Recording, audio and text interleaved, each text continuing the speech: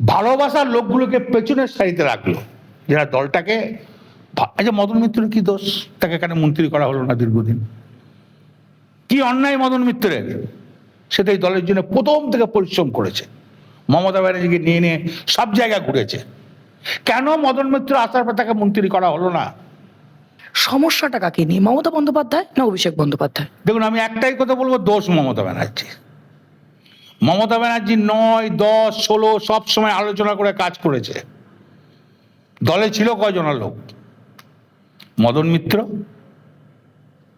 মুকুল রায়, গৌতম বসু, জ্যোতির্ময় মল্লিক।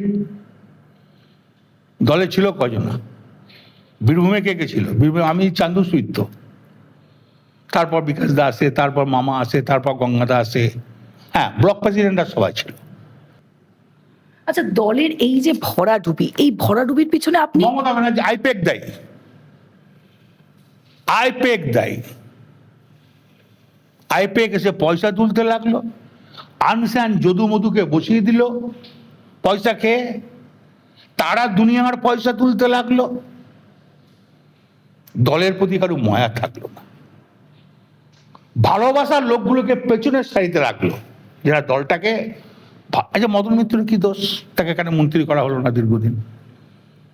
কি অন্যায় মদন মিত্রের? সেটাই দলের জন্য প্রথম থেকে পরিশ্রম করেছে, মমতা ব্যানার্জিকে নিয়ে নিয়ে সব জায়গায় ঘুরেছে। কেন মদন মিত্র আসার পর তাকে মন্ত্রী করা হলো না? আচ্ছা, এই যে আপনারা যারা মাঠে ঘাটে নেমে একেবারে রাজনীতি করেছেন, সেক্ষেত্রে দলনেত্রীকে কখনো জানানোর প্রয়োজন মানে হয়নি? কে বলে যান? মমতা ব্যানার্জি সব কথাই বলা হতো। আর মমতা ব্যানার্জি আমি বুকে হাত দিয়ে বলতে হবে, আমি যা বলতে পারি দলের অনেক লোক কেউ বলতে পারে না। আমি এবারেও জানিয়েছি, ভুল রাস্তায় যাচ্ছ, 100টা সিট পাবে না। শতাব্দীর সঙ্গে পরিচয় আছে? শতাব্দী রায় জিজ্ঞেস করুন, আমি ভোটের আগে কি বলেছিলাম, যে 100 পেরোবে না। শতাব্দী রায়কে জিজ্ঞেস করে নেন যে 100 পেরোবে না। সেদিন শতাব্দী স্বীকার করেছে, একমাত্র কেষ্টদাই বলেছিল যে 100 পেরোবে না।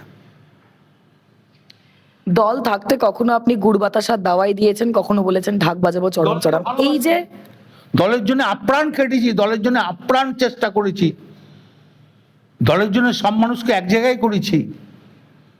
আবার এই যে নতুন করে যেই ভরাডুবি, এরপরে চাঙ্গা করতে নতুন কি স্লোগান? না, দেখুন, একটা কথা আমি বলে রাখি, ওয়েস্ট বেঙ্গলের তৃণমূলের সংগঠনে কোনো ভাটা পড়ে নাই, এটা আপনাকে আমি বলে রাখলাম।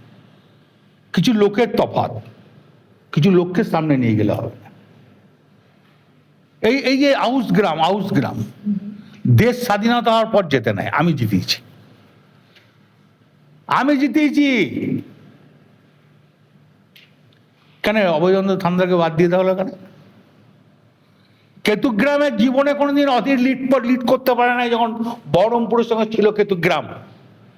অধীর মন্ডলকে জিজ্ঞেস করুন, অধীরকে, ও তো মুর্শিদাবাদে দাঁড়াতো, বহরমপুরে জীবনে লিড করতে পারে নাই। আমি সানাজকে 11তে জিতেছি।